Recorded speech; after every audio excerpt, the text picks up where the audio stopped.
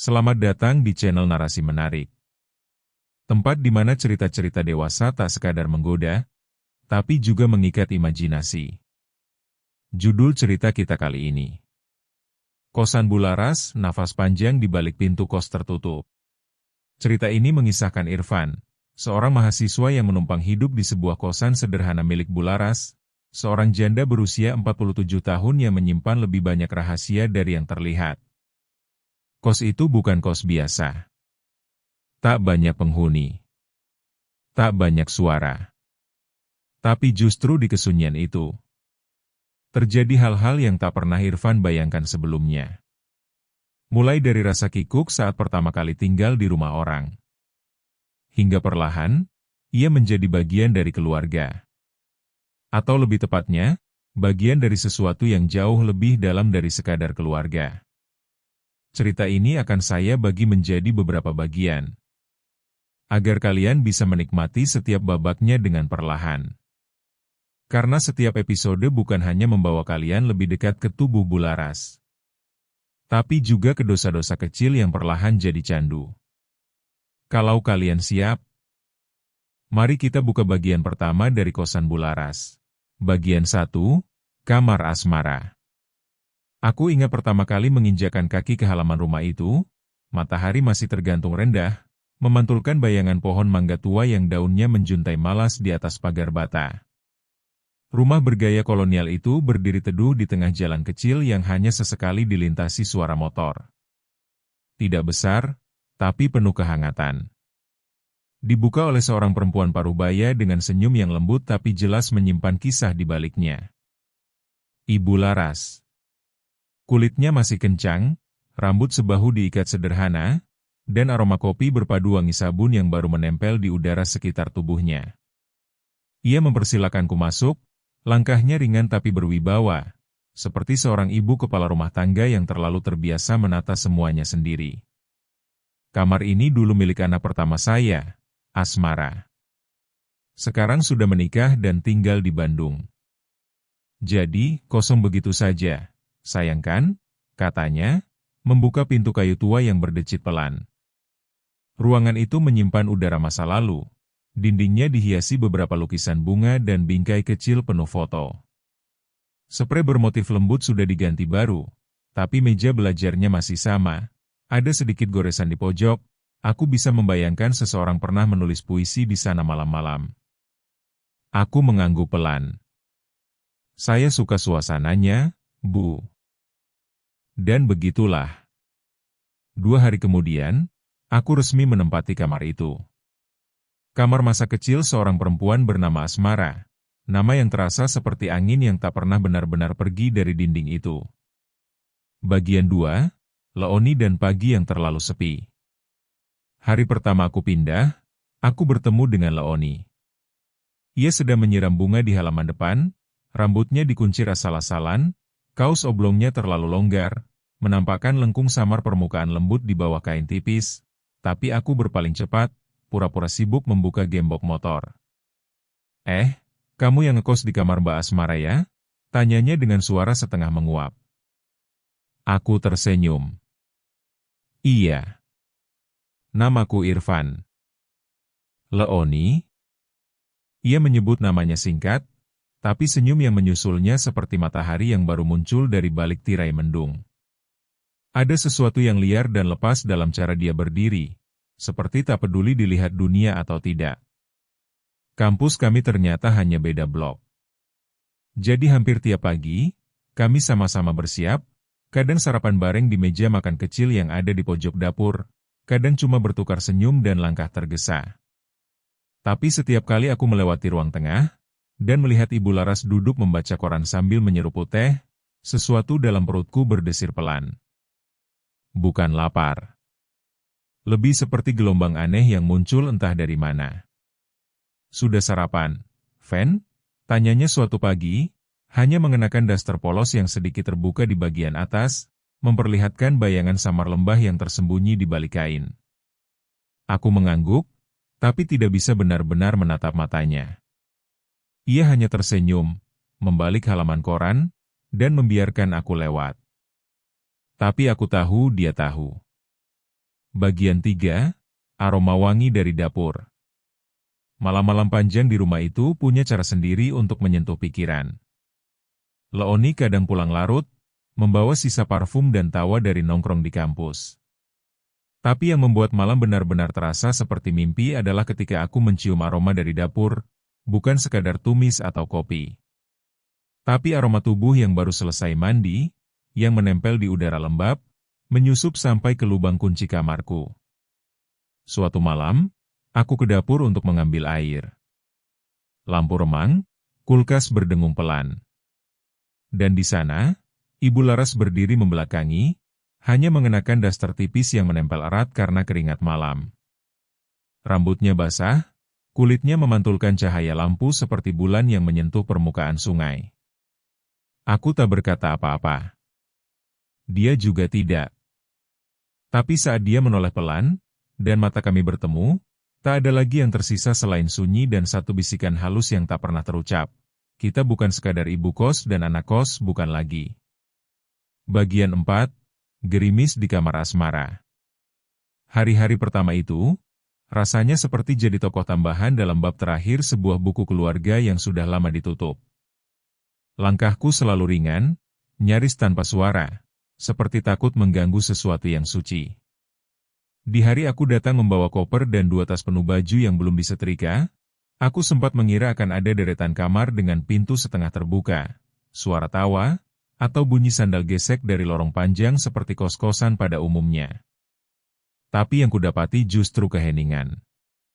Memang awalnya kami pasang iklan untuk cewek saja, ujar Ibu Laras dengan suara hangat saat menyuguhkan teh manis dalam cangkir bermotif bunga.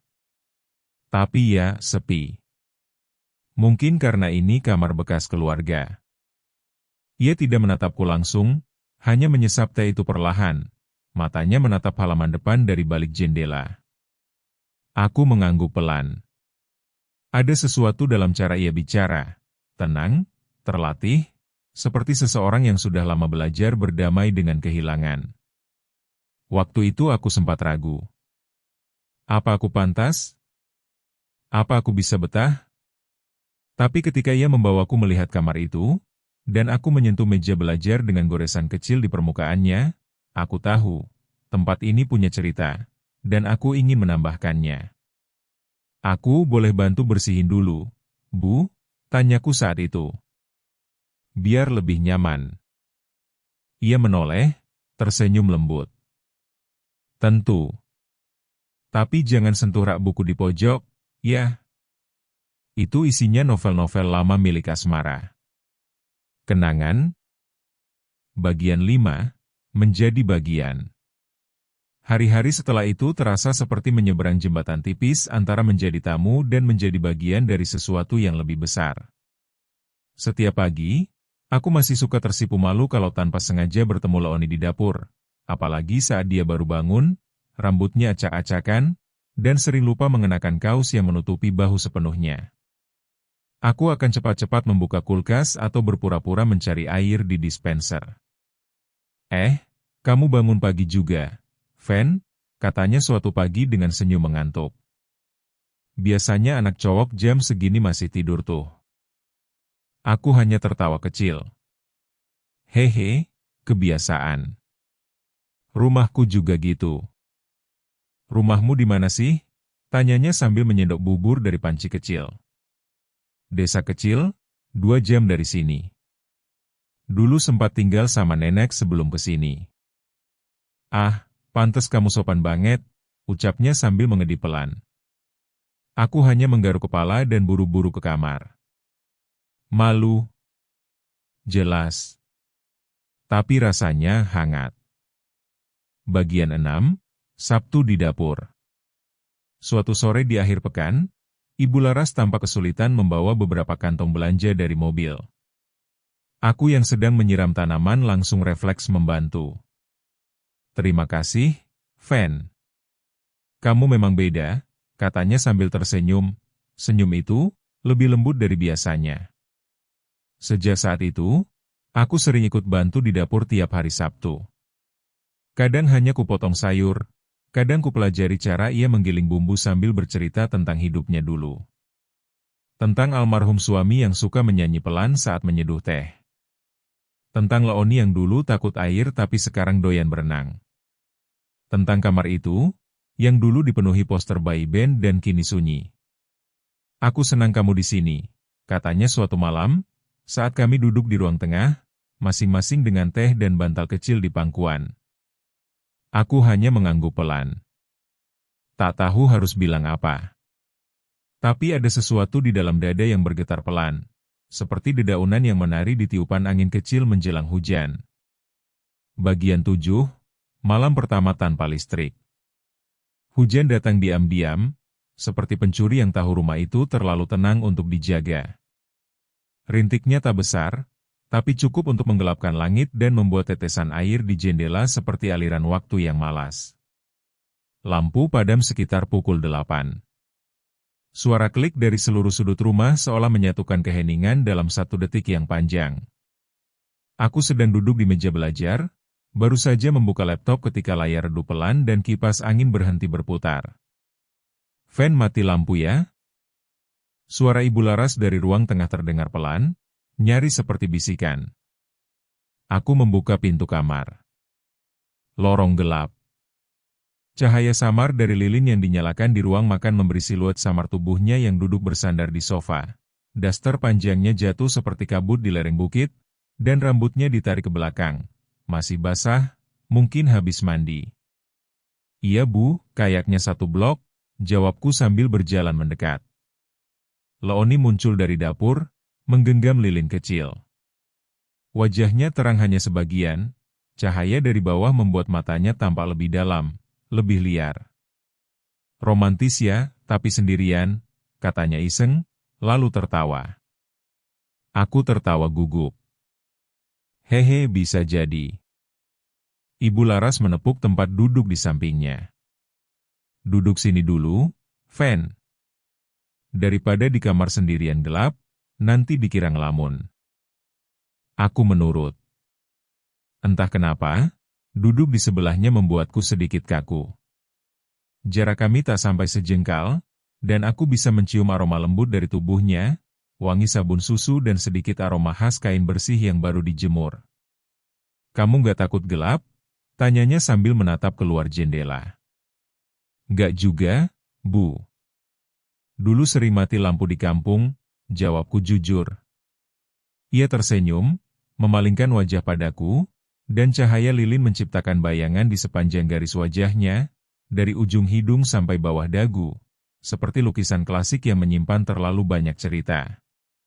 "Kadang gelap itu bikin kita lebih jujur," ucapnya pelan, hampir tak terdengar. Leoni datang membawa 3 cangkir teh hangat.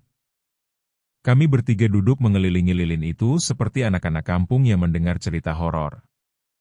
Tapi tak ada hantu malam itu. Yang ada hanya detak jam dinding dan denting sendok di cangkir. Dan, tatapan-tatapan yang tak sengaja, tapi juga tak buru-buru berpaling. Aku menghirup teh pelan, dan baru sadar tanganku gemetar sedikit. Entah karena suhu malam, atau karena 2 perempuan di hadapanku, yang satu seperti mentari pagi, dan satunya seperti rembulan tua yang sudah terlalu sering menyaksikan malam tanpa cahaya. "Malam seperti ini," kata Ibu Laras tiba-tiba, "biasanya aku suka dengar radio. Tapi ya mati listrik. Aku bisa nyanyiin lagu, Bu, goda Leoni. Tapi suara aku kayak ayam sakit." Kami tertawa, dan untuk pertama kalinya, tawa itu menyatukan kami dalam satu ruang, satu momen, yang terasa seperti keluarga. Tapi berbeda dari keluarga biasa. Ada sesuatu di balik cara mereka bicara padaku, atau mungkin cara mereka memperhatikanku, yang tak lagi sebatas anak kos. Dan ketika aku kembali ke kamar, aku menutup pintu pelan, bersandar ke dinding, dan menatap langit-langit dalam gelap. Di luar, hujan masih turun. Tapi di dalam, ada kehangatan yang tak bisa kusebutkan namanya. Belum. Bagian 8, basah yang tak disengaja. Pagi itu, rumah terasa sunyi. Terlalu sunyi. Langit sudah menggeliat dari balik gorden jendela kamar Irfan, menandai bahwa matahari sudah lumayan tinggi. Tapi Irfan baru saja membuka mata, kelopak matanya masih berat oleh sisa begadang semalam. Suara hujan kecil dari AC menenangkan, terlalu menenangkan. Dengan langkah malas dan pikiran yang masih berkabut, Irfan menggeliat turun dari ranjang. Perut bagian bawahnya bergejolak, kode tubuh yang tak bisa ditunda, kebelet pipis. Ia menguap lebar, matanya hanya terbuka separuh, dan tanpa berpikir panjang, ia membuka pintu kamarnya dan berjalan menuju kamar mandi. Pintu kamar mandi itu, seperti biasa, sedikit terbuka. Rumah ini memang tak pernah terasa penuh. Hari itu Leoni punya kelas pagi, dan dalam benak Irfan, rumah hanya berisi aroma masakan atau suara sabun cuci piring, bukan ini. Begitu Irfan mendorong pintu, yang terjadi adalah detik-detik yang seolah membekukan waktu. Suara air menyentuh ubin dan mengalir seperti aliran sungai kecil di hutan basah. Dan di sana, berdiri sosok yang tak semestinya ia lihat. Ibu Laras. Kulitnya disinari kilau air dan cahaya pagi yang menembus kisi-kisi kecil di atas dinding kamar mandi. Rambutnya setengah basah, tergerai di bahu, dan tubuhnya. Tak ada kain yang menutupi. Tubuhnya bukan tubuh muda, tapi justru karena itu, setiap lekuknya membawa cerita. Punggungnya lurus, perutnya sedikit lembut seperti roti hangat, dan lekuk di bawah pusarnya. Tempat shower mengalir deras, terlihat seperti cabang sungai yang sedang dinikmati pelan-pelan. Ia berdiri dengan mata terpejam, kepala agak menengadah, bibirnya sedikit terbuka, dan dari tenggorokannya meluncur suara halus yang menggema seperti bisikan hujan di malam sepi. Ah! Irfan mematung. Matanya membelalak. Nafasnya tercekat. Otaknya ingin memalingkan pandangan, tapi tubuhnya tak mendengar perintah. Dan seolah menyadari kehadiran mata asing itu, Ibu Laras membuka matanya perlahan, lalu langsung menjerit kecil. Refleks, tangannya mengangkat shower ke arah Irfan. Semburan air menyapu wajah dan kaos tipis Irfan yang langsung basah kuyup. Astaga! Irfan tersentak, tubuhnya tersiram air dingin, otaknya masih berusaha memahami apa yang baru dilihat, dan tanpa berkata apapun ia berbalik, nyaris terpeleset, lalu lari terbata masuk ke kamarnya. Pintu ditutup pelan, lalu ia menjatuhkan diri ke lantai. Wajahnya panas meskipun tubuhnya basah dingin. Ya Allah, tadi itu, tubuh ibu kosku? Butuh beberapa menit sebelum rasa kebelet yang awalnya menguasai segalanya kembali mengambil alih. Akhirnya, Irfan pun berani keluar lagi. Kamar mandi sudah sepi. Aroma sabun lembut masih menggantung di udara. Air di lantai sudah dipel dengan cepat. Begitu keluar, ia tak sengaja bertemu langsung di lorong dengan Ibu Laras, yang kini memakai daster bersih dan rambut dikuncir longgar. Tapi pipinya masih memerah. Mereka berdua berdiri kikuk. Sunyi. Ibu maaf, saya nggak tahu saya benar-benar. SSSTT. Ibu Laras mengangkat tangan pelan, lalu menghembuskan nafas panjang. Bukan salah kamu, fan ibu yang lalai. Ibu pikir kalian semua udah berangkat kuliah. Nggak nyangka kamu libur. Irfan menunduk. Tapi kemudian suara Bu Laras terdengar lebih pelan, lebih lembut, nyaris menyentuh. Ibu juga minta maaf, kamu jadi lihat badan ibu yang jelek gini, ya, Fan? Pasti, kamu jadi jijik. Apalagi kamu yang mungkin biasa lihat badan cewekmu yang mulus, jadi harus lihat badan tua seperti punya ibu. Dek. Kata-kata itu menusuk bukan karena kasar, tapi karena datang dari tempat yang dalam, tempat luka dan keraguan yang sudah lama tak disapa. Irfan spontan mengangkat kepala, wajahnya panik. Enggak, Bu. Bukan begitu. Beneran, Bu? Ia berhenti sejenak, lalu, dengan suara lebih pelan dan tulus, saya belum pernah lihat siapa-siapa sebelumnya. Badan ibu nggak jelek. Saya. Ia tak menyelesaikan kalimatnya. Nafasnya tercekat. Ibu Laras menatapnya, matanya mengerja pelan, lalu tersenyum sangat lembut. Senyum yang tak punya kemenangan atau perlawanan. Hanya pengertian. Terima kasih, Fen, kamu selalu tahu harus bilang apa. Ya. Lalu ia berjalan pelan ke dapur, meninggalkan aroma sabun dan sesuatu yang lain. Sesuatu yang hangat tapi berbahaya, tergantung di udara lorong itu.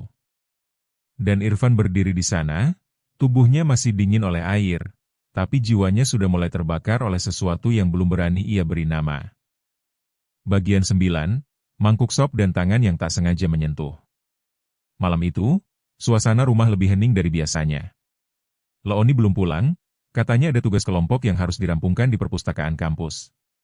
Irfan awalnya berpikir untuk makan sendiri, tapi suara Ibu Laras dari dapur membuatnya menahan langkah ke kamar. Fen, sini makan bareng ibu aja, sopnya baru matang. Irfan masuk ke ruang makan pelan, dan langsung dihantam aroma gurih kaldu yang mengepul dari mangkuk besar. Meja makan yang biasanya diisi 3 orang kini terasa lebih panjang, lebih lengang, dan justru karena itu, jarak antara 2 orang di dalamnya jadi lebih dekat. Ibu Laras mengenakan daster rumah warna krem, longgar tapi terikat di pinggang, menyempitkan siluet tubuhnya yang, walau tak muda, masih jelas memancarkan aura keperempuanan yang tak bisa dipalsukan. Rambutnya disanggul separuh, dan satu helai jatuh di pipi, membuat wajahnya terlihat lebih lembut. Atau mungkin itu cuma efek lampu gantung yang remang-remang. Maaf ya tadi pagi, benar-benar kejadian yang memalukan, katanya sambil mengaduk sop. Irfan tersenyum kaku, duduk di seberangnya. Saya juga benar-benar nggak sengaja, Bu. Hom, gumamnya pelan, tanpa menoleh.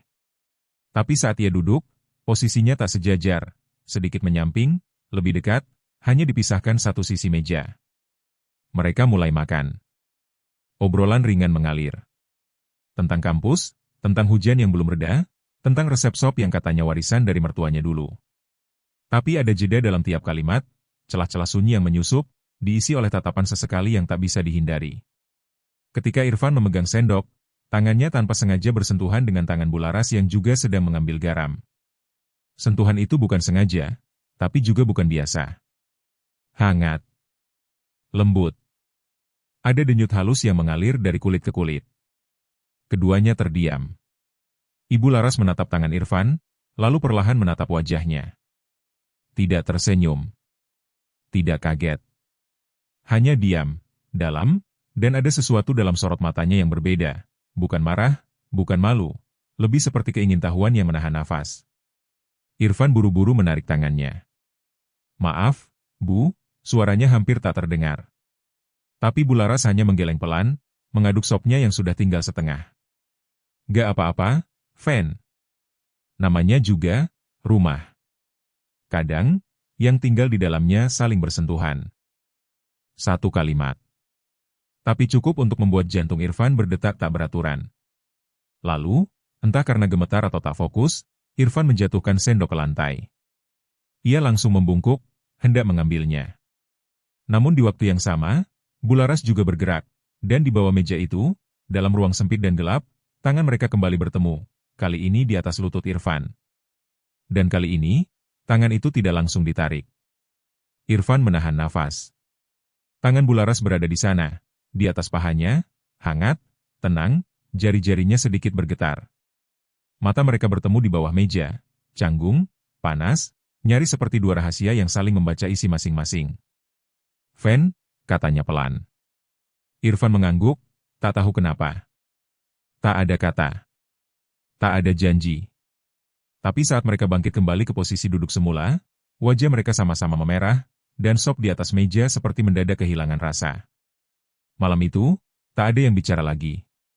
Tapi saat Irfan kembali ke kamar, ia tahu batas antara sekadar anak kos dan bagian dari rumah ini sudah ia lewati. Bukan dengan kaki, tapi dengan satu sentuhan yang terlalu dalam untuk dilupakan.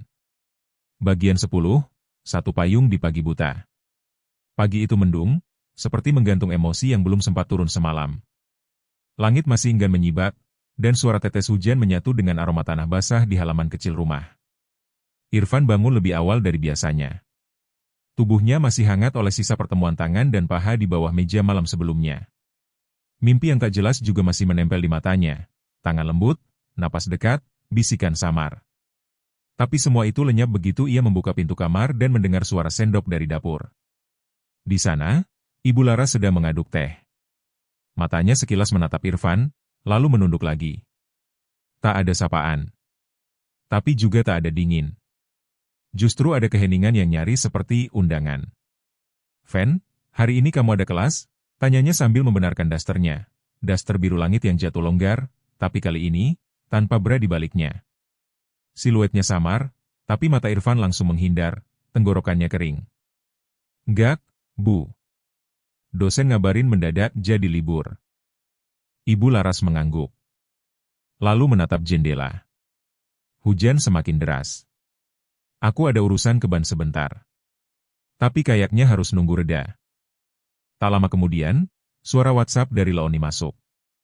Dia izin nginap di rumah temannya. Tugas belum selesai. Dan begitulah, pagi yang mestinya biasa, berubah. Setengah jam kemudian, Ibu Laras mengenakan jas tipis, mengambil payung dari gantungan pintu. Saat membuka pintu depan, angin dan hujan menyapa seperti kekasih yang terlalu rindu. Kencang, basah, merasuk. "Kamu nggak apa-apa nemenin ibu sebentar ke jalan besar? Cuma mau ambil dokumen di mobil ibu yang dititip parkir di seberang." Irfan mengangguk cepat, mengambil jaket dan segera berdiri di sampingnya. Mereka melangkah keluar, di bawah satu payung yang terlalu sempit untuk dua tubuh. Payung itu memaksa mereka rapat. Sangat rapat. Lengan Irfan bersentuhan dengan pinggang Ibu Laras. Udara dingin membuat aroma tubuhnya menyeruak lebih tajam, wangi lotion dan sisa parfum malam tadi. Dan saat kaki mereka menginjak genangan yang sama, dan payung bergoyang oleh angin, Bu Laras tanpa berkata menyelipkan tangannya ke lengan Irfan. "Pegangin aku, licin," katanya. Suara itu pelan, tapi ada sesuatu di dalamnya yang membuat Irfan menelan ludah. Mereka berjalan cepat menuju tempat parkir. Tapi saat tiba di depan mobil, Ibu Laras malah membuka pintu belakang dan berkata, "Kita tunggu di sini aja sebentar ya. Daripada basah semua." Mereka masuk. Sunyi. Hujan menghantam atap mobil seperti denting-denting rahasia yang ingin dibisikkan. Jarak di dalam mobil terlalu dekat. Nafas mereka mengembun di kaca. Irfan duduk kaku, tubuhnya basah di beberapa bagian, rambutnya menetes pelan. Ibu Laras menyelipkan rambutnya ke belakang telinga, dan menoleh, wajahnya hanya sejengkal dari Irfan. "Kamu masih mikirin semalam?" tanyanya, tiba-tiba. Irfan tak bisa menjawab. Hanya menatap ke depan. Tapi Bu Laras menoleh sepenuhnya. Tangan kirinya menyentuh lutut Irfan, lagi. Dan kali ini, tak ada benda jatuh. Tak ada sendok. Tak ada meja makan. "Kamu gak marah sama ibu, kan?" bisiknya. Irfan menoleh perlahan. "Gak, Bu, sama sekali." Mereka saling menatap. Hujan seperti menghilang. Dan ketika Irfan mengangguk pelan, sebagai jawaban yang entah untuk pertanyaan apa, Ibu Laras bergerak, hanya sedikit. Tapi cukup untuk mendekatkan wajah mereka dalam jarak napas. Bibirnya menyentuh pipi Irfan. Hanya sekilas. Tapi Irfan menahan wajahnya di sana. Lalu tanpa sadar, tubuhnya bergerak sendiri, dan bibir mereka bertemu, tak bertenaga, tapi penuh isi. Ciuman pertama yang bukan milik kekasih muda, tapi wanita yang sudah paham arti sepi. Di dalam mobil itu, napas mereka mulai memburu. Tangan Bu Laras bergerak, naik perlahan menyusuri dada Irfan dari luar jaket. Irfan membalas, tangannya menyentuh sisi tubuh wanita itu, menyusuri bentuknya yang hangat, penuh, dan nyata. Dan untuk pertama kalinya, tak ada penyesalan. Bagian 11, dapur yang masih lembab. Setibanya di rumah, suasana masih dilingkupi sisa hujan. Jaket Irfan menggantung basah di belakang pintu. Rambutnya masih menetes sedikit, tapi tangan dan pipinya justru hangat oleh sisa dari dalam mobil. Tak ada yang langsung bicara. Irfan duduk sebentar di ruang tengah, Bu Laras berdiri di dapur pura-pura sibuk menyalakan kompor. Tapi ketegangan di udara terasa seperti benang yang bisa putus hanya dengan satu bisikan. Dan Irfan, dengan jantung berdetak pelan tapi mantap, membuka suara duluan. "Maaf, Bu, saya kelepasan tadi." Suaranya rendah, tulus, tapi juga penuh harap. Bularas tak langsung menoleh. Ia mengaduk sesuatu di panci, padahal kosong. Tapi akhirnya, ia menoleh perlahan, menatap Irfan dengan senyum tipis dan mata yang sedikit menyipit nakal. "Gak apa-apa, Fen. Ibu juga ke bawah suasana." Senyap. Tapi Irfan menatapnya lama. Melihat celah, bukan celah baju, tapi celah dalam hubungan mereka yang tadinya hanya seperti ibu dan anak kos. Kini, lebih dalam, lebih diam-diam, lebih panas. Dengan bibir sedikit gemetar, ia bicara lagi. "Kalau gitu, Bu, apa, boleh nanti malam, saya tidur sama ibu?" Satu kalimat. Satu peluru penuh berani dari pemuda yang masih polos, tapi sudah basah oleh rasa penasaran. Bularas mendekat. Perlahan, langkahnya seperti alunan nada jazz lembut. Ia berhenti di depan Irfan, membungkuk sedikit, dan membisikkan di dekat telinganya. "Kalau mau, sekarang juga nggak masalah, Fen." Irfan menelan ludah. Tapi ia sempat melirik ke atas.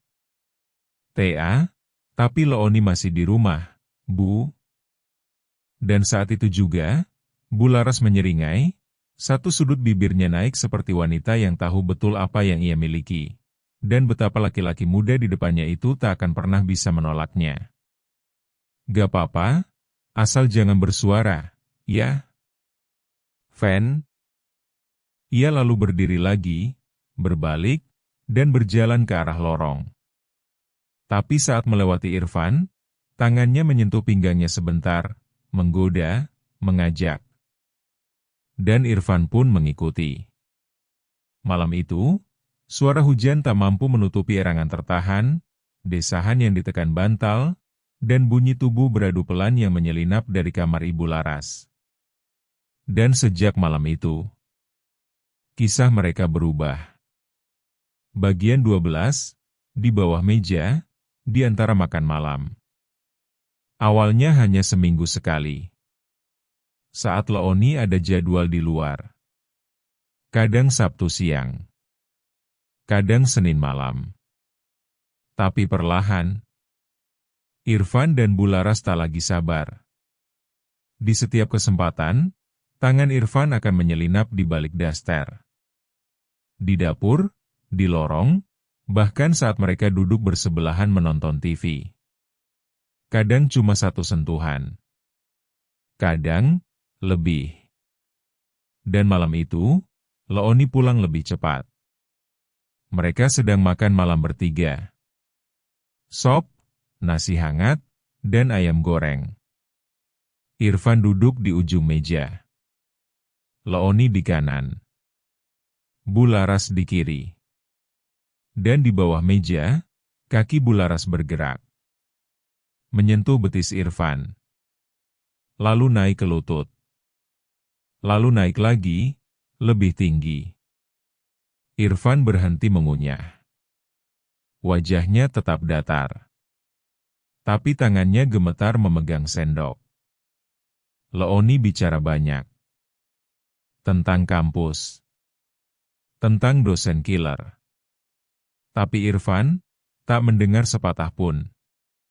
Karena di bawah meja, tangan Bularas sudah menemukan sesuatu, dan sedang memainkannya, perlahan, diam-diam, di balik celana olahraga Irfan yang terlalu tipis. "Fen, kamu diam aja?" tanya Looni. Irfan langsung tergagap. Hehe, iya, ini sopnya enak banget, kok." Bularas tersenyum sopan. Tapi matanya penuh dosa.